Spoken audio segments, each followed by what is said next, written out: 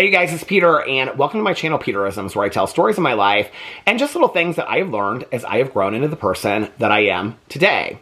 And today, before I read a meditation, I want to announce a new spring and summer project that I'm going to do over here. Something to kind of change it up a little bit, other than just reading meditations, which I'm going to continue to do, and buy some new meditation books so we can maybe get out of Melody Beatty for a little bit. And I've got some other things that I'm going to do over here, but I wanted to kind of switch it up a little bit. Years and years and years ago, when I started this channel, at the very beginning, I believe I did something called Ask Peter, and people could just leave me comments, or they could email me, they could direct message me, and they could send me a message, and then I would respond to it. Very much like, back in the day in the newspaper, my mom used to always read those articles. I was going to say Hints for Heloise, but it's not that. Where somebody would write in, and Dear Abby, the Dear Abby kind of things. And so I did that years and years and years ago. People recently have asked me on all of my channels, they've said, would you start an advice column or doing advice and whatever? And so I'm going to start it over here and see kind of how it goes. I might, on my drama channel, do some funny advice over there, but over here I'm going to keep it pretty serious topics to do with and they will all be based, obviously I'm no expert in any of these things, so it will just be based on my personal life experience.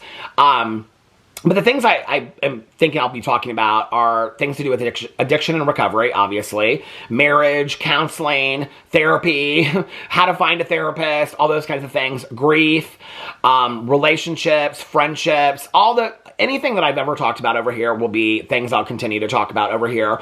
But I need help from you guys. So I need help from you guys to email me, put it in the comment section, direct message me, and I will be reading the messages anonymously. Even if it's a comment, I won't be reading the name on it. I'll just be reading them anonymously, and then I will be responding to them. So as I get them, if I get bombarded with 20 or 30 of them, then I will do 20 or 30 Ask Peter responses. If I get one, then I'll do one, and we'll just kind of see how it goes from there. But I'm very, very excited about this to kind of mix it up. I might just do 2 of them a week and then do the rest, do meditations. We'll just kind of see how it goes. But I've said to you guys before, if you have things that you want to, if you want me to talk about, you can put it in the comment section below. That still goes. Feel free to, if you just want me to talk about some random topic or whatever.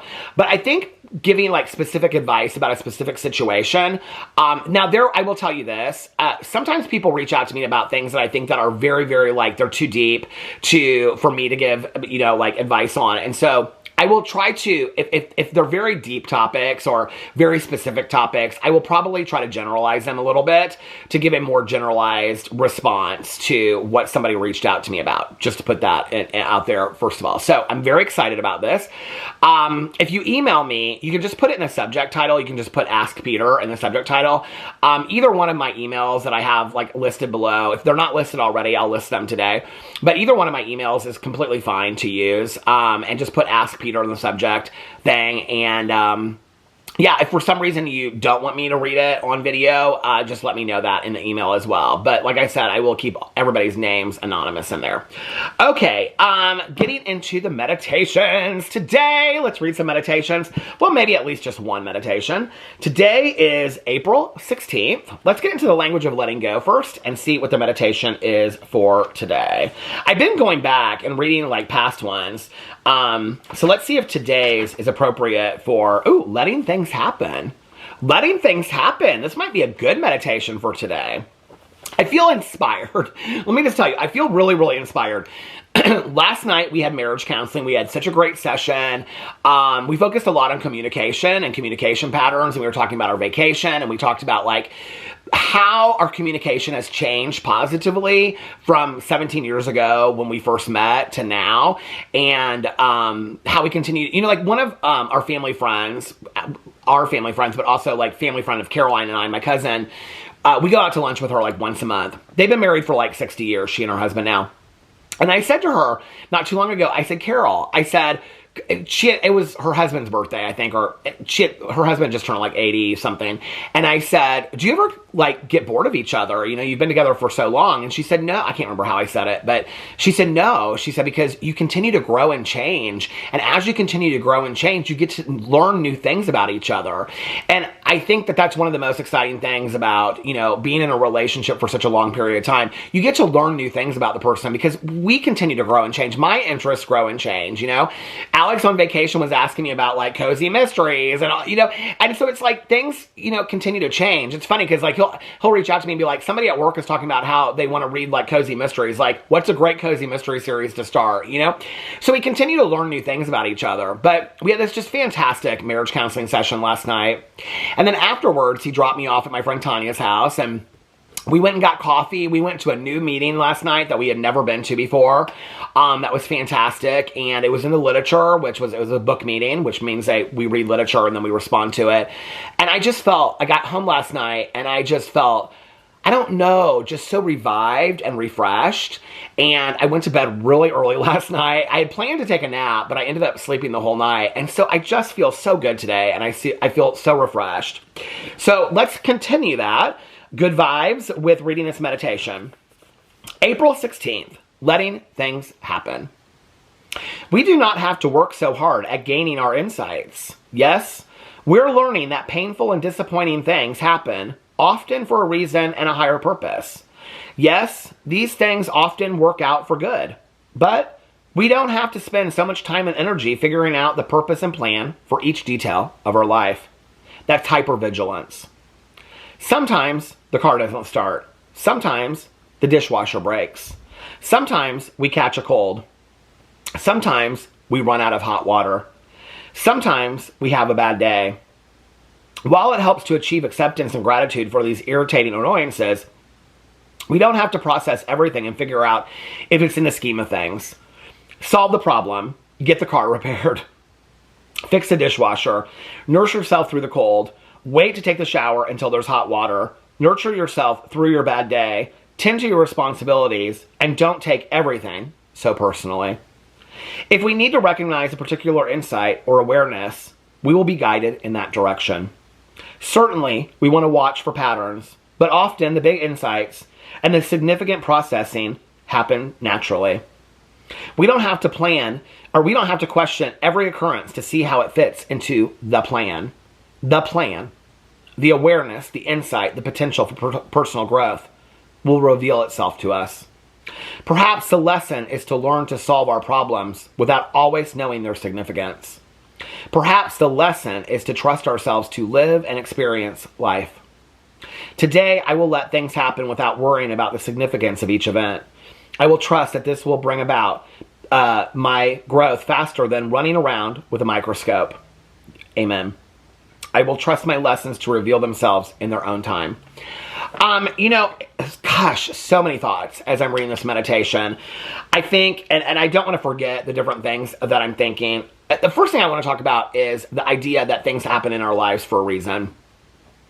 In early sobriety, that was something that I really connected to. That there was like this I think when I started like questioning a higher power and really searching for a higher power, I think this idea that things happen for a reason was an idea that I really connected to. It made sense. And in all reality, it kind of gave sense and purpose to my life. Instead of all of these fragments and these senseless things happening, all of a sudden I could make sense out of it because I could say, well, no, that happened for this, or that happened to show me that, or this happened for this reason. As a more spiritual person now than I was then, I don't know that I necessarily believe that. I believe in a kind, compassionate, loving, caring, higher power.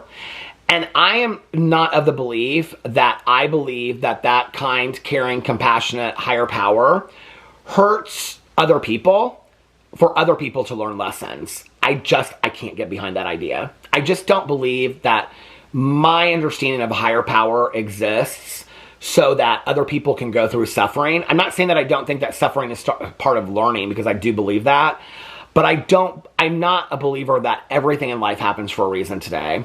It has served me better to realize that things happen in life and we can find a meaning to it afterwards sometimes. That has served me much better in life than believing and looking for, well, why did this happen? Because I would do that. I would look at things and I'd be like, well, why did this happen? There has to be a reason behind it. Like there has to be some spiritual, mystical reason to why this happened when there was no reason to it for why it happened. Sometimes bad shit just happens. Sometimes bad stuff just happens in life. Sometimes senseless things just happen and there's no sense to be made out of it. The lesson comes afterwards in processing it and looking at it and saying, what can I learn from this experience? Have I learned that I'm stronger than I thought I was? Have I learned that I can be more compassionate maybe? Or I can be more empathetic and sympathetic to people? That maybe I need to put my needs and my desires and wants second to somebody else's that need to be first?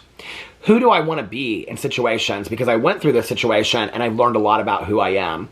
Who do I want to be going forward? There's so much to be taken from when we've gone through experiences, good and bad. I don't think we just learn from the bad experiences either. I think we learn from the good experiences in our life too, you know? We learn what got us there. But I think it's only in reflecting upon those things. So today I'm not necessarily a believer that things happen in life for a reason. I actually think that that was a very simple and easy cop-out that I believed in for a long time because it seemed to give the world some mystical idea. But when enough bad things started happening, I thought, well, I don't believe there's reasons for all of these things. And I'm talking about random acts of just tragedy and sadness that happened from when I looked back in my life in my childhood, to my mom's childhood, to people around me that I knew, things that had happened to them in their childhood, to our adulthood, that things that have happened in the last 2 years, to 5 years, to 10 years. And, that happened to people that I didn't even know in other countries and other parts of the world that I will never see. No, I don't believe that those things happen to those people just so that I can learn something from it. I do not believe that.